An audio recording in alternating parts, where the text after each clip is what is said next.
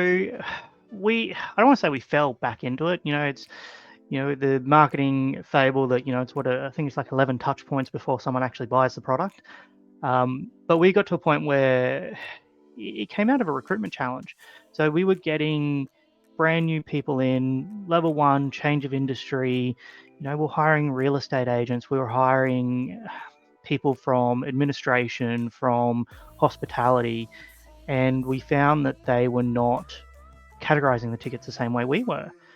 And I'm like, well, I sat down and went, So okay, skills shortage is what you're talking about. So, and this is still going today, right? Like this is still a big issue in every industry, but even especially in the MSP industry.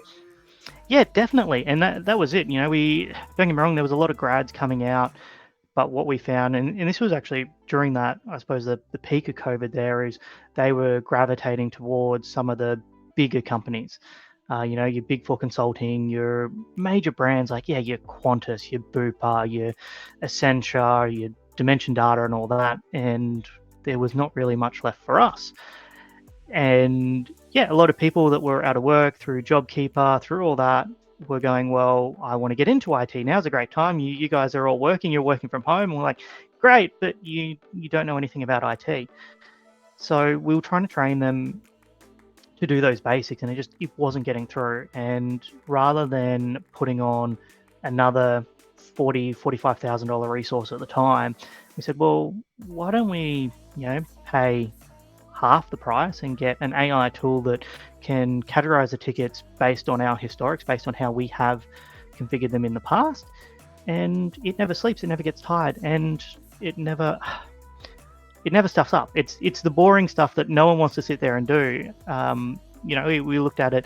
It was taking us, I think we timed it, it was about 30 seconds on a good day to go through, read the ticket description, and then categorize that ticket according to our guidelines. And it was just adding up, and the people weren't enjoying it. They're going, oh, I didn't get into IT to do admin work and categorize tickets. And we said, okay, how about we take that away? We train you up how to, fix the computer, fix the iPad, fix whatever we've got to fix.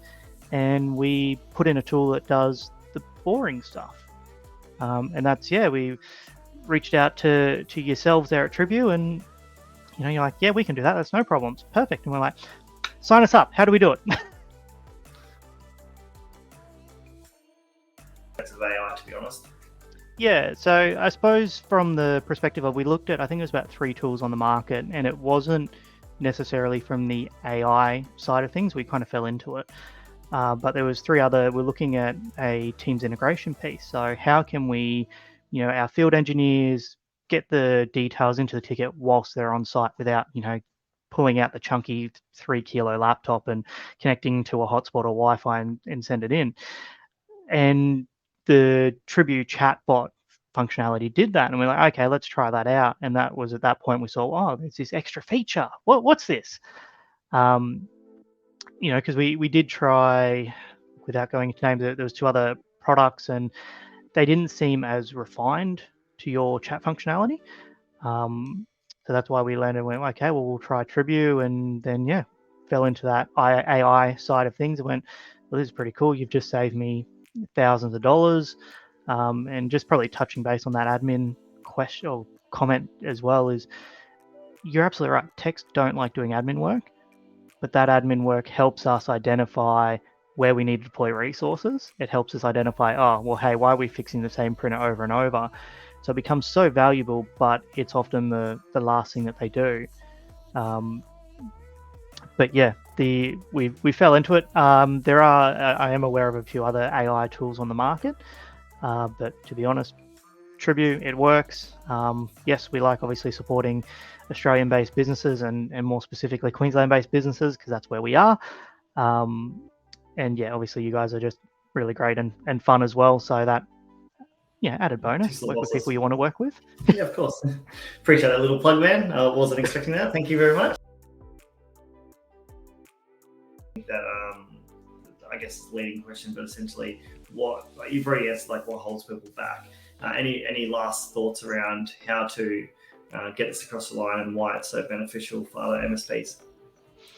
Yeah, I think there's obviously a couple of different methods to which you can tackle it. So, if you're a business owner, there's cost savings to be made.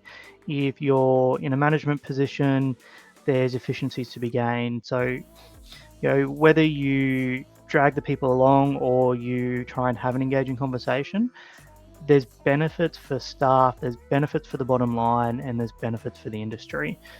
Sometimes it's going, hey guys, if we don't do something in 24 months' time, we're going to have to let staff go anyway because we're going to have to let clients go. Or our clients are going to go to a company that can provide that quicker turnaround of service.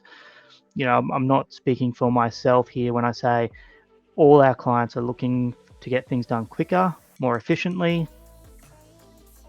We have to not only do that for ourselves, but then for our clients. So, I know not a day goes by where a conversation goes, it takes you how long to set up a user account? There's some basic ones that take 5 minutes. I had a client in the legal industry and it would take 3 hours. If I could automate that, that would give time back to solving more tickets, makes me more profitable, and makes the team happier. So, make your team happy, make your financial stakeholders happy, make your clients happy. It seems win-win-win. Are you going to get naysayers? Yeah, just talk to them. They're humans.